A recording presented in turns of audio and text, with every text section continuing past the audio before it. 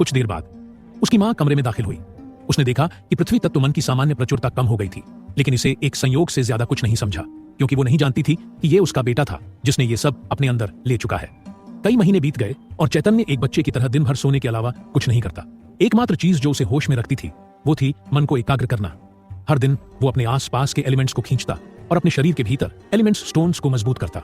समय के साथ उसने पाया कि जैसे जैसे वो अधिक एलिमेंट्स हासिल करता गया, उन एलिमेंट्स के प्रति उसकी संवेदनशीलता बहुत इंप्रूव और सूक्ष्म होती गई और उसमें बहुत सुधार हुआ। अब वो आसानी से हवा में मौजूद एलिमेंट्स मान की मात्रा और एलिमेंट्स किस प्रजाति का है ये पहचान सकता था। अपने शरीर में लगातार एलिमेंट्स इकट्ठा करने के बाद चैतन्य ने अपने बेबी बॉडी को इस हद तक मजबूत हो गया कि वो अब छोटा होने के बावजूद भी खड़ा हो सकता था। बेशक चैतन्य ने एलिमेंट्स इकट्ठा करने की प्रैक्टिस तभी की थी जब वो बिल्कुल अकेला था। यहाँ की नौकरानियां चैतन्य को चिढ़ाती थीं, जिस वजह से चैतन्य को गुस्सा आता था, लेकिन धीरे धीरे उन्हें चैतन्य काफी पसंद आ गया था। वे उसे हवेली में घुमाते रहे, उसे वहां देखने लायक हर चीज दिखाते रहे और साथ ही खुशी खुशी उसके गालों पर चुटकी भी लेते रहे।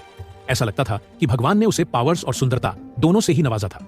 चैतन्य को अपने माता पिता का नाम जानने में काफी समय लग गया, लगभग 2 महीने। ऐसा इसलिए था क्योंकि उसकी माँ उसे मम्मी कहने पर जोर देती थी। इस बीच उसके पिता शायद ही कभी कभी घर पर आते थे। उनके छोटे मोटे झगड़ों से उसे जो समझ में आया कि उसके पिता बहुत बिजी इंसान थे। वो एक ऐसा बिजनेस करते थे जिसके कारण उन्हें ज्यादातर रातें घर से बाहर बितानी पड़ती थीं, और इतनी मेहनत के बाद ही वो इस दुनिया के अमीर लोगों में अपना मुकाम रखते थे।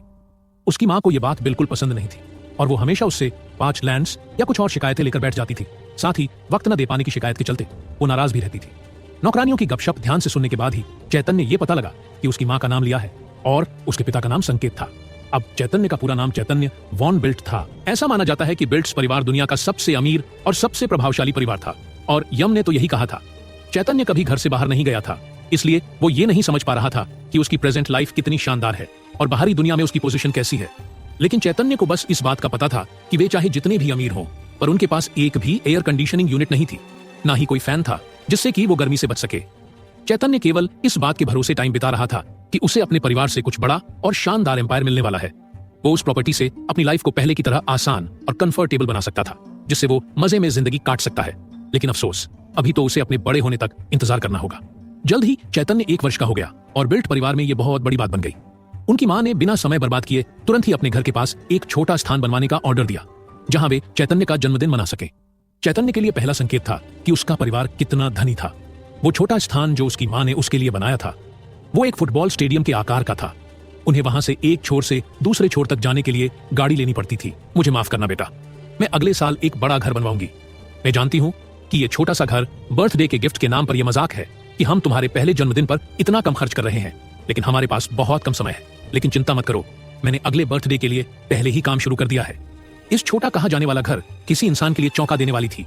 एक छोर से दूसरे छोर तक गाड़ियां लेनी पड़ती थी और उसकी माँ इसे छोटा बता रही है, जबकि खुद चैतन्य इन घर की दूरी की गिनती भी नहीं कर सकता था।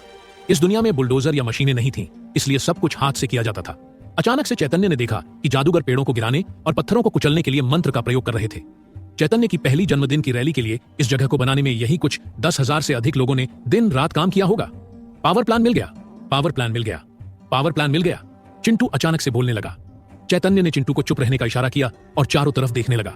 इस पूरे मैटर में सबसे अच्छी बात यह थी कि वो सामने रहकर देख पाया कि यहाँ के जादूगर किस तरह जादू करते हैं। एलिमेंट्स मन की वजह से चैतन्य ने यह भी देख लिया कि यहाँ के लोग कैसे अपने मंत्रों को आकार देने के लिए अपने शरीर से एलिमेंट्स को अवशोषित करते हैं और बाहर निकालते हैं। यदि कोई व्यक्ति इतनी तेज हवा का झोंका बुलाना चाहता था कि वो किसी पेड़ को गिरा सके, तो उसे अपने पेट से हाथों तक वायु एलिमेंट्स का बहना जरूरी था।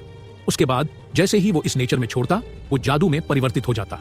उन मंत्रों के पीछे के छिपे सिद्धांत को समझने में चिंटू से उसे सहायता मिलेगी, जिससे वो स्वयं भी उस मंत्र को दोहरा सकेगा। बेशक उसे बस इतना ही पर्याप्त एलिमेंट्स इकट्ठा करना था कि वो स्वयं इसका प्रयास कर सके। घर आकर जैसे ही वो अपने पालने में वापस आया, चैतन्य ने बिना समय बर्बाद किए तुरंत मंत्रों का उच्चारण करना शुरू कर दिया। वहां हवा का तेज बवंडर बहने लगा। ये जादू अपने मालिक की इच्छानुसार को एक विशाल चक्करदार बवंडर में बदलकर अपने रास्ते में आने वाली हर चीज को अपने पास खींच लेता है। चैतन्य ने ये मंत्र डालने की कोशिश की, लेकिन जल्दी ही उसे पता चला कि उसके पास ऐसा करने के लिए एलिमेंट्स काफी नहीं है। चैतन्य ने जो मंत्र यहाँ के मजदूरों से सीखे थे, वे 2 सितारा या उससे ऊपर के थे, जो अभी उसकी पहुंच से बहुत दूर थे। सौभाग्य से चैतन्य को 4 मंत्र भी मिल गए थे, जिसकी रेटिंग केवल 1 स्टार थी। पानी को गोल बनाकर उठाने वाला वाटर एलिमेंट्स की मदद से कोई भी शख्स पानी की बाढ़ भी ला सकता था। फायर एलिमेंट, ये जादू जादूगर की उंगली की नोक से एक छोटी सी आग पैदा कर देता था। रॉक थ्रो, अर्थ एलिमेंट, ये जादू जादूगर को छोटे पत्थरों को हिलाकर उन्हें बाहर की ओर फेंकने की अनुमति देता है। हवाई झटका, एयर एलिमेंट्स। ये जादू लक्षित दिशा में हवा का झोंका बनाने का काम करता था। अपनी आंखें बंद करके चैतन्य ने ध्यान केंद्रित किया और एलिमेंट्स कणों को अपने पेट से बाहर निकलकर अपने हाथों की नोक पर रख दिया। सबसे पहले उसकी बाईं हथेली के ऊपर पानी की एक छोटी सी गेंद बनी।